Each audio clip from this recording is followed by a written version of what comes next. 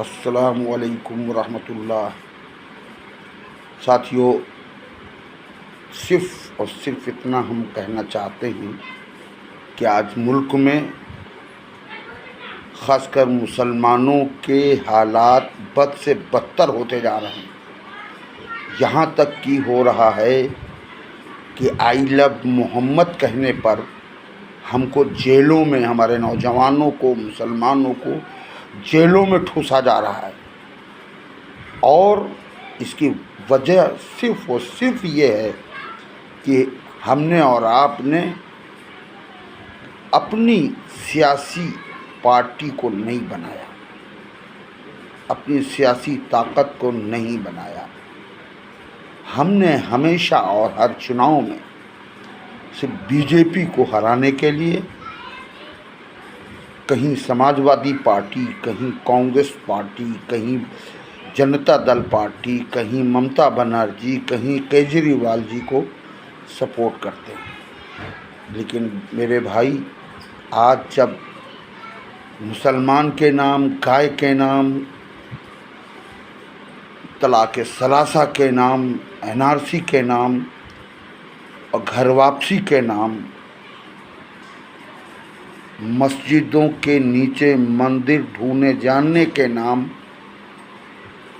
दरगाहों को तोड़ने और उस पर भगवा झंडा लगाकर जय श्री राम का नारा देने के नाम और मुल्ला मारे जाएंगे, राम राम चिल्लाएंगे के नारा देने वालों के नाम उन पार्टियों के मुंह पे ताला लग जाता है जो हमारे वोट लेकर के हुकूमत में बैठते हैं। मेरे भाई, बहुत हो गया।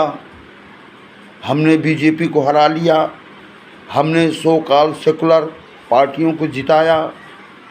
उनके मुंह से मेरे लिए आवाज़ नहीं निकलती।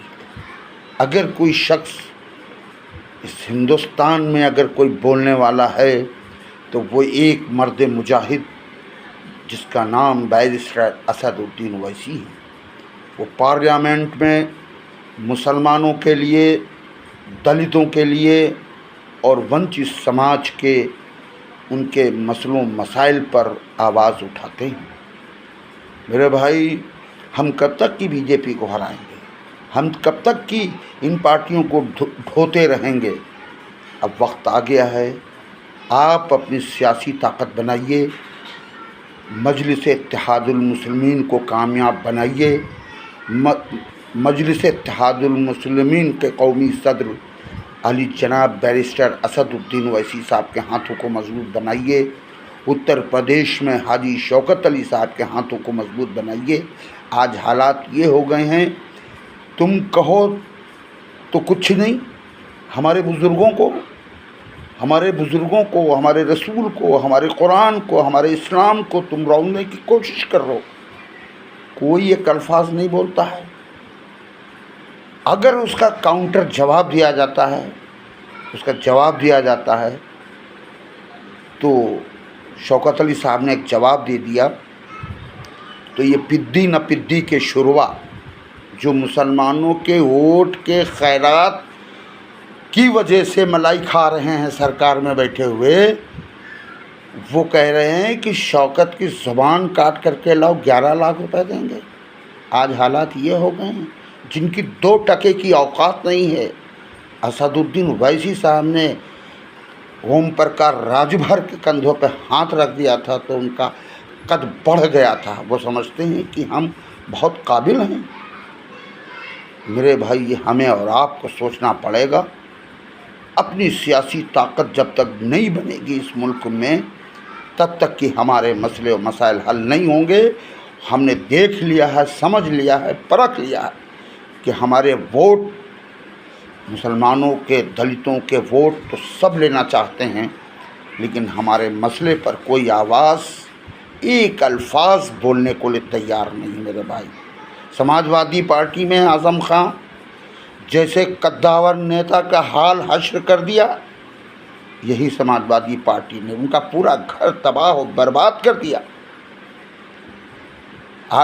आरजेडी ने बिहार में वहाँ शहाबुद्दीन साहब को कत्ल कर दिया, मुख्तार उत्तर प्रदेश में मुख्तार अंसारी साहब का कत्ल कर दिया और अतीक साहब को पुलिस कस्टडी में गोली मार दी गई। आज तक की कुछ नहीं हुआ, आज तक की कुछ नहीं हुआ। क्या कब तक आखिर चलता रहेगा मेरे भाई? हमको सोचना पड़ेगा, हमको समझना पड़ेगा, आखिर ये कब तक की चलेगा? हैं? नुपुर शर्मा जैसी छोकरी, उसने हमारे रसूलुल्लाह के शान में गुस्ताखी की, आज तक FIR तक नहीं हुई। ये भाजपा सरकार और समाजवादी कांग्रेस, जनता दल और जितनी भी पार्टियां हैं, सब के सब एक मिले हुए हैं हमारे मसले पर कि मुसलमानों की सियासी ताकत न बनने पाए। बाकी सरकार BJP चलाए या समाजवादी चलाए या कांग्रेस चलाए या लालू चलाएं या नीतीश चलाएं या फला चलाएं या फला चलाएं, आखिर ये भांड वाला काम हम कब तक के करते रहेंगे? हमें समझना पड़ेगा, सोचना पड़ेगा। तो आइए हम सब मिलकर बैरिस्टर असदुद्दीन ओवैसी साहब के हाथों को मजबूत करें, उत्तर प्रदेश में हाजी शौकत अली साहब के हाथों को मजबूत करें और अपना वक़ार, अपने मसाइल हल करें। बहुत बहुत शुक्रिया। अस्सलामु अलैकुम व रहमतुल्लाह।